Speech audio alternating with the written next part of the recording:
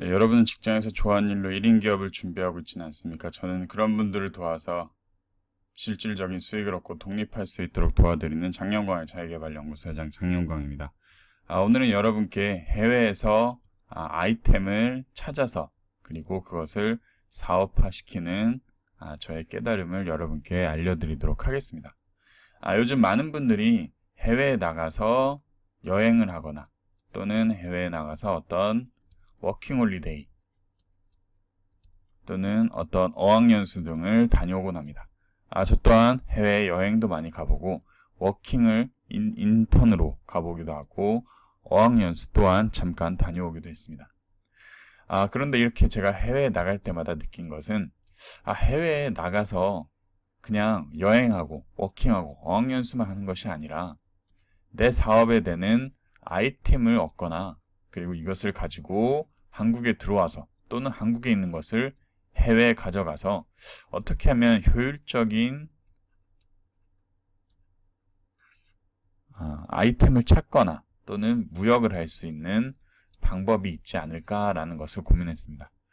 그래서 인터넷을 통해서 조사를 많이 해보고 또는 실제로 해외 아이템을 거래하는 분들을 만나면서 다양한 방법들을 배우곤 했습니다. 그런데 얼마 전 제가 해외에 나가서 실제로 무역을 하고 있는 분들과 일주일 동안 생활을 하면서 그 사람들이 어떻게 해외 아이템을 국내에 가져오는지 그리고 그 아이템을 어떻게 유통하고 마케팅하는지 배울 수 있는 계기가 되었습니다. 오늘은 그 중에서 여러분이 해외에서 아이템을 찾는 것에 대해서 집중해서 알려드리도록 하겠습니다. 여러분 혹시 해외에서 아이템을 찾아본다는 생각 또는 실제로 찾아본 적이 있습니까? 저는 사실 해외에서 아이템을 찾아본다는 생각을 작년에 처음으로 해봤습니다. 이전에는 그냥 이런 게 좋다 그리고 이런 거를 한국에서 활용하면 좋겠다 라고 생각만 했지 한 번도 제가 실제로 아이템을 찾아본 적이 없었습니다. 보통 일반인들의 아이템 찾기는 이렇습니다. 우선은 뜁니다. 실제로 자기가 원하는 아이템이 무엇인지도 모른 채 일단은 근처에 있는 시장 그리고 현지인 또는 다양한 자기의 발을 활용해서 무조건 뛰면은 자기에 맞는 아이템이 나온다고 생각을 합니다. 그리고 대부분 아이템은 운빨이라고 생각합니다. 예를 들면 제가 아는 한 지인이 있습니다. 이 지인이 유럽의 셀카봉을 유행시킨 사람 중에 한 명입니다. 이 지인은 유럽에 여행을 간 적이 있습니다. 당시 셀카봉은 한국에서만 유행이었습니다. 그래서 이 지인이 한 일은 인터파크나 또는 옥션에서 셀카봉을 대량으로 200개, 300개를 구매해서 여행지에 미리 보내놓은 것입니다. 그리고 그 여행지에서 셀카봉을 2만원 또는 3만원에 판매한 것입니다. 지금 들으면은 너무 비싼 가격이다라고 하겠지만 그 당시에는 유럽 사람들에게는 처음 있는 셀카봉이었기 때문에 굉장히 호응이 좋았다고 말을 했습니다. 그런데 그걸로 끝이었습니다. 이후에 어떤 아이템을 개발한다거나 또는 아이템을 발굴하는 것에 대해서 더 이상 알지 못하고 운으로만 그렇게 한번 경험을 해봤기 때문에 이후에는 그냥 평범한 직장에 들어가 직장 생활을 하고 있습니다.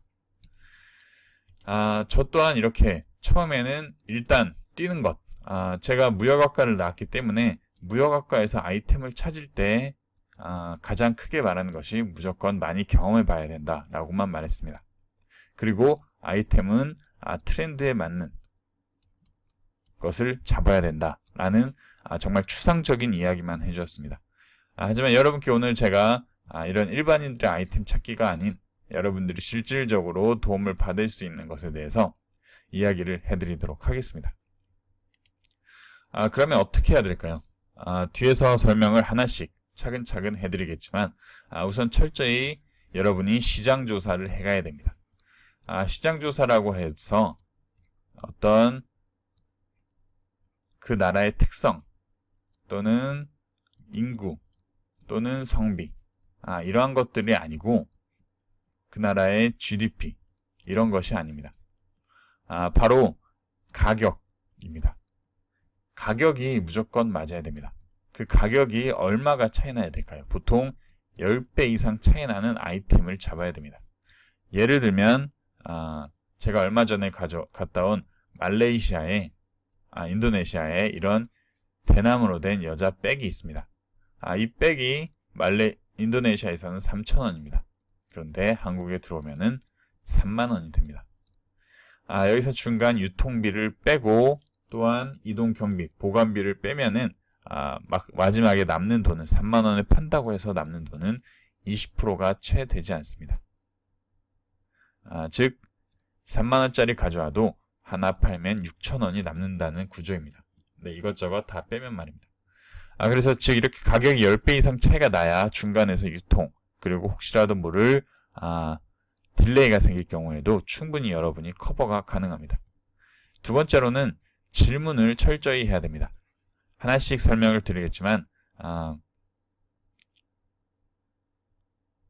상인에게 어떠한 질문을 하느냐에 따라서 여러분이 얻을 수 있는 결과는 완전히 달라집니다. 보통은 시장에 가서 이런 질문합니다. 이거 얼마예요? 그리고 이거 한국에서도 팔아요? 그리고 이거 말고 더 좋은 아이템 추천해 줄 수 있어요? 라는 좀 추상적인 질문만 합니다. 그러한 것이 아니고 여러분이 어떠한 질문을 해야 되는지, 그리고 그 상인에게 어떠한 대답을 들어야 되는지 하나씩 이야기를 해드리도록 하겠습니다. 마지막으로 그 상품을 골랐으면은 최종적으로 그 상품에 대한 샘플을 또는 추후 연락을 어떻게 하면 효율적으로 하는지 보여드리도록 하겠습니다. 이러한 세 가지 방법만 알게 되면 여러분이 충분히 활용할 수 있는 여러 가지 아이템 발굴 때 방법을 배울 수 있게 됩니다. 그럼 2부에서 계속해서 설명드리도록 하겠습니다.